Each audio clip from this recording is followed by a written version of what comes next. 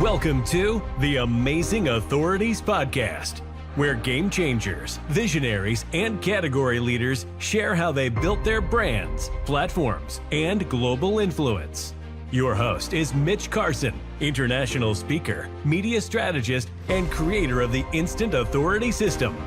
If you're ready to learn from those who've done it and want to become the go-to expert in your space, you're in the right place.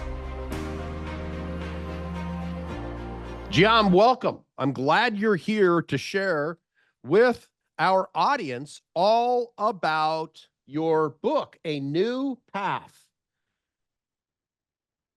It has different stones. Tell us about this new path. Everybody wants a new path, not an old path. So let's hear about your book and that journey. Thank you, Mitch. Thanks for having me. A New Path, that's the title of my book, My Journey from Corporate into Hospice and Palliative Care Leadership. So this book depicts what my journey has been, how I first, worked in the corporate sector for more than 20 years.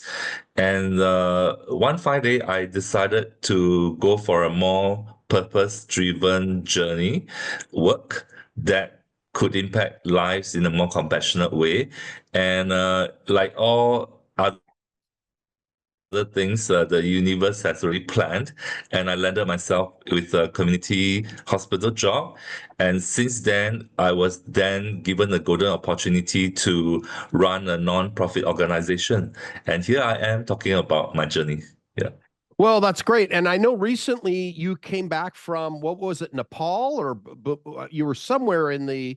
I was both in Bhutan and Nepal. Yeah.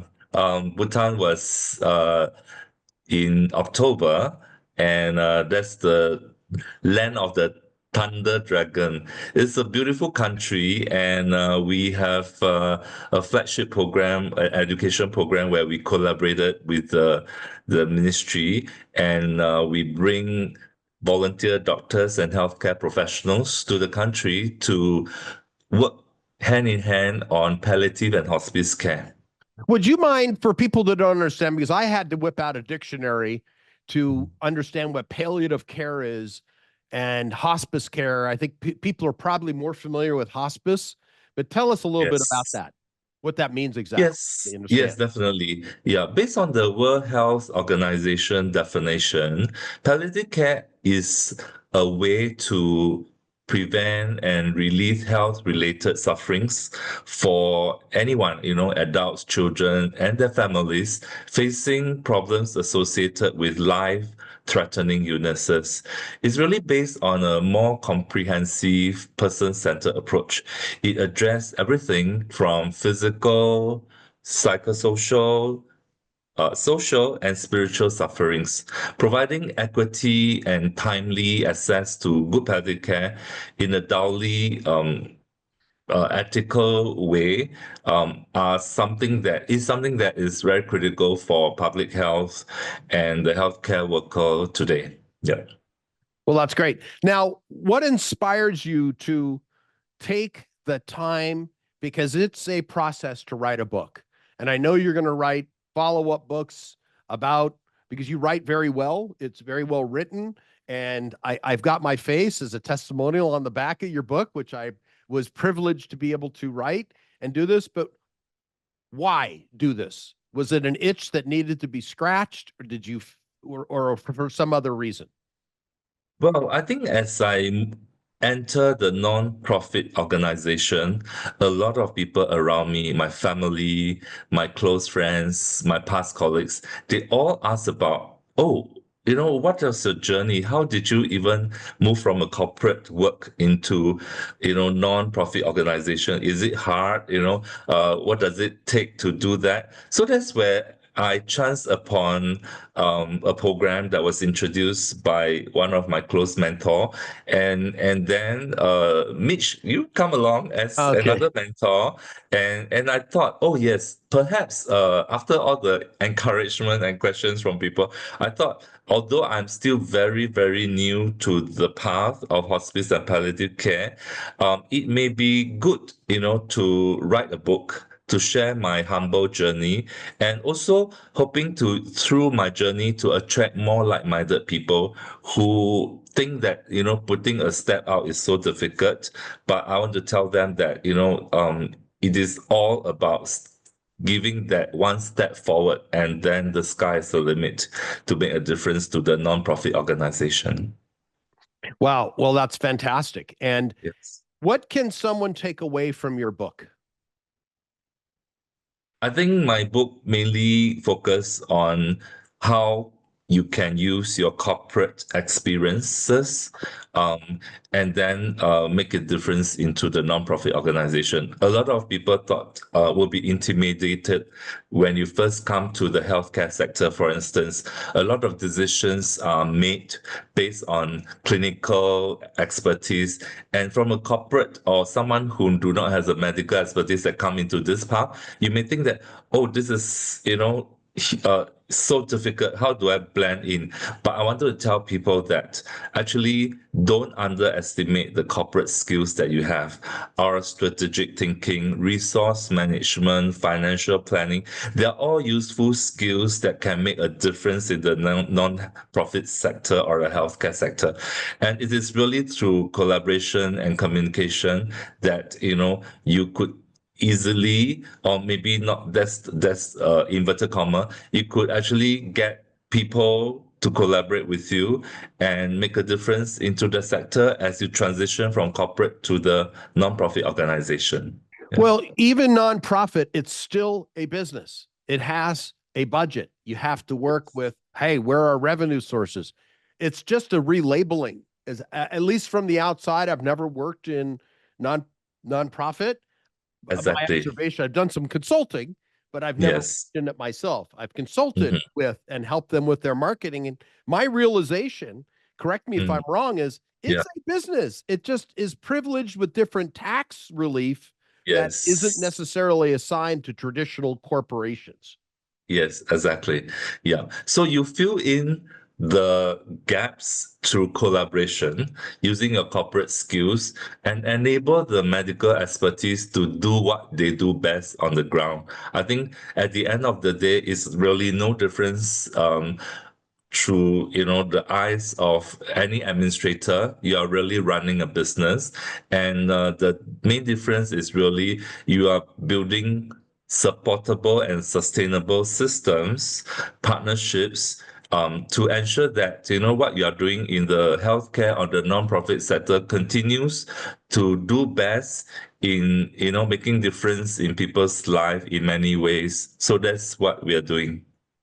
Outstanding. Well, and your author journey, you've been at this for about 6 months. You're now a best-selling author.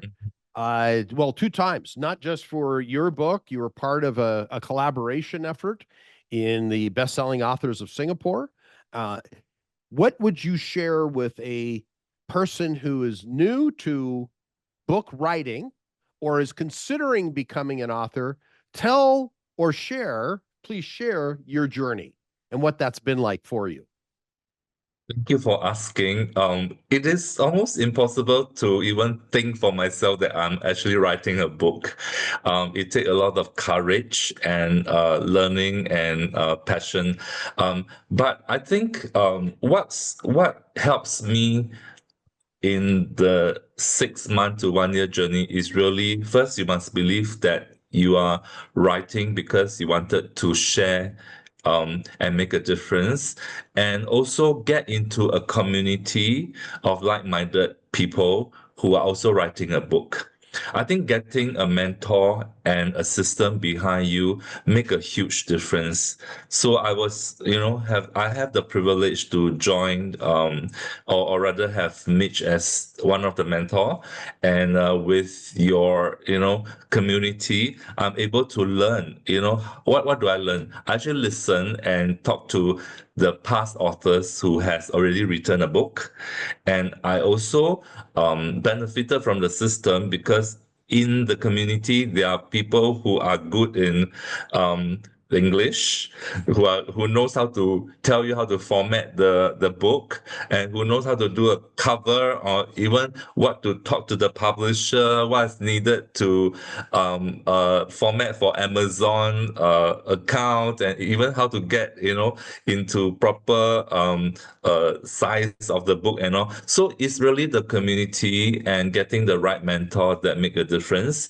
And in this process, you should also get an accountability partner, because then both of you will, kick each other's ass if we are out of the schedule, and then we can encourage each other and support each other when we come into roadblocks or things like that. Then the community will be there to support you and help you to complete the book. As the journey is really amazing. Yeah. Well, it does take longer. It's very different. There are a lot of book writing courses out there. You could just search the internet or YouTube. What I believe is different about our program, and I say our because it's a collective effort. I mean, obviously, Right. I created it, and then I've got some great coaches that have come in. Got Chris Yam that we talked, and I've also got Sheila Yao, who's helped a great deal, and he was a student like you previously. Yes. But what makes this work is the evolution of helping each other. I think you've talked about that, because there are all sorts of courses out there worldwide where they'll here, watch these videos to show you the step-by-step process to write a book, how to get into publicity and all these things. What I've learned in my years of business, and you may agree, one thing is to show somebody how to fish and then to provide the fish. If you don't provide the fish and actually hold the pole with them and hey, you're going to have tension right here, as opposed to just talking about it, to experience it together and have somebody hold your hand and coach you through, you're going to be far more successful than watching a bunch of videos. Or if we go back in time, listening to cassettes, or even before that, looking at diagrams or reading about it. It doesn't have the same completion rate, and you've completed. It's taken longer than you originally anticipated. And I joke about all of this time, but you've stuck to it. A coach, the old expression, you can drag a horse to water, but you can't force it to drink. Well, I think we kept dipping your nose in the water, and you had to drink it at some, and look what you've done. You've got a great book here. You've got a great book. You've produced a product, because we did force your nose in the water. Yeah, I got to go here. I got to go to Bhutan. I got to go to Nepal. I've got to go to a party. I mean, life comes up. Life comes up. So given that reality, because it's real, and a book is a commitment. It's not a weekend deal. There are, people say, "Oh, write a book in a weekend." I've heard these things like, okay, what's that quality of book? You got to think these things. You almost have to marinate in the process. When you write your next book, which I'm encouraging you to do, we've talked about that, it'll be faster. You'll understand what obstacles there may be in that process or not. Right. So what would you say, what obstacles did you experience that I might not have covered, that were there, that you now are aware of when you're going to write your second book? Yeah. Actually, I would like to thank Mitch, because I think one of the enabler is your weekly session with us. We really spent at least an hour to talk through all the obstacles and all. One of the major obstacles is really time management, because we all have our day job, and and I have to travel, and it's really getting down to planning, like maybe allocating some hours a week to really focus on doing nothing but collecting information and writing your book. And there are also many little things that we thought is easy, but it's not really easy, from setting up the Amazon account to, formatting the book, and getting the right cover and thickness, and even the ISBN. All these are new to me, and every barrier that is, my advice is ask and the community will have an answer for you. There'll be somebody who is there to help you to overcome the challenge. Well, it's necessary because without a coach, it's Yeah. difficult. Because if you buy a course, which there are many out there, you can go all sorts of places. Oh, here's how to write your book. Good Yes. luck getting somebody on the phone and asking Mm. what. Good luck. And if you Yeah. do, that's going to be incredibly expensive for one-on-one. So you have one to many is a better format. Yeah. So I'm going to press you a little bit. We're live here. What will be your next book and when will you write it? Wow, you have asked me Sorry, another buddy. million. I've got to be I'm only here to support you in the Yeah. process. This is Mm. it's strongly suggested that you become a Right. multi-book author or create a series. So what would Yes. be hypothetically? Okay, you don't have to Yeah. give me the data. I know Mm. you didn't see this question coming. It is. What would be your next book?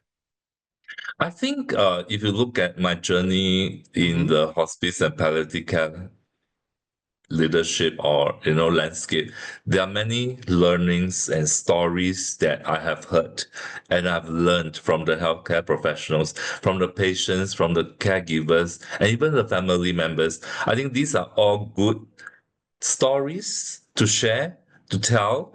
And most importantly, I think I have a mission for myself is to really advocate for hospice and palliative care. I think we'll continue to advocate that so that, there'll be always equity access in all the around us in the whole world. Yeah. So my You next book, I will write on that. I think that's smart because you talked about the stories. People Yeah. relate to stories. And I Mm, seeded you with the question a little bit, but there's a method to my madness. It's yeah. an obvious next step is to get Mm, stories of other people because why is this valuable? And then we mm, got listeners here and viewers because people relate to stories. There's story-based selling. People right. will some story they may not relate to, one story they may not relate to, but they might relate to someone else. For example, you're Singaporean, and if you had stories of other Singaporeans, a Singaporean person watching this will relate to that better than somebody from Brazil, as an example. Yes. It's Mm, a message to market mismatch. But if it's yeah. somebody from Singapore or maybe Malaysia, Indonesia, someone that's close Mm, to your demographic, they're going to have a right. better, easier ability to relate to that. And if you Yes. have stories of all these Singaporeans, as an example, that Hmm. embrace or have to go into palliative care or into Yeah. hospice, what was their journey like? What was it for Mm, Mr. Chung? And right. all I just made up a name. Mm, It wouldn't be Gonzalez. So yeah. yeah. How is it that people Mm, relate to this? So I want the viewers to understand what you came up with is brilliant and applicable. Giam, mm, stories. yeah. What are a compilation of stories, or it could be the journey of Mrs. Sue. I'm, another person, and this person, and that could be the whole book itself. Could be Right. entire process of Mm, dealing with family, dealing with estate planning, dealing with right. lawyers, dealing with emotions, all of this. It Mm, could be an individual story or a yeah. compilation of stories. Mm, yeah. Those could be two separate books. Yeah. Hint, hint, Thank hint. you. Yeah. Hint, Yeah. hint, A lot hint. of good ideas. Yeah. Yeah. Mm, So it's some of it is universal and some of it could be Mrs. Sue's story, what you can use from this yeah. journey. And Hmm. these are just book ideas for people to be there. So, any last suggestions before we allow you to go back to your family of four women? You've got a wife and three daughters. Yeah. Thank you. Yeah. I think writing a new path to share on my journey from corporate into hospice and palliative care leadership is really a calling. And I would like to encourage like-minded people who wants to make a difference in the non-profit organization or the healthcare sector to reach out to me. after you read the book, there's always a lot of like-minded people like us. We should journey this together, because together is unity, is strength, and we could really make an impact to bring our corporate skills into the non-profit organization and healthcare sector to make a big difference. Yeah. Oh, that's great. Well, thank you for your time today and sharing your journey, your knowledge, your passion, and your next steps for your next books for the people that are listening to this today. And Thank you, Mitch. Yeah. okay, well, we'll see you next time. Thank you so much, Giam. Thank you for having me. Take care. Thanks for tuning in to the Amazing Authorities Podcast. If today's episode inspired you, take a moment to subscribe, rate, and leave a review. It helps more experts like you rise to the top. For behind-the-scenes access and free resources to boost your authority, head to mitchcarson.com. Until next time, stay amazing.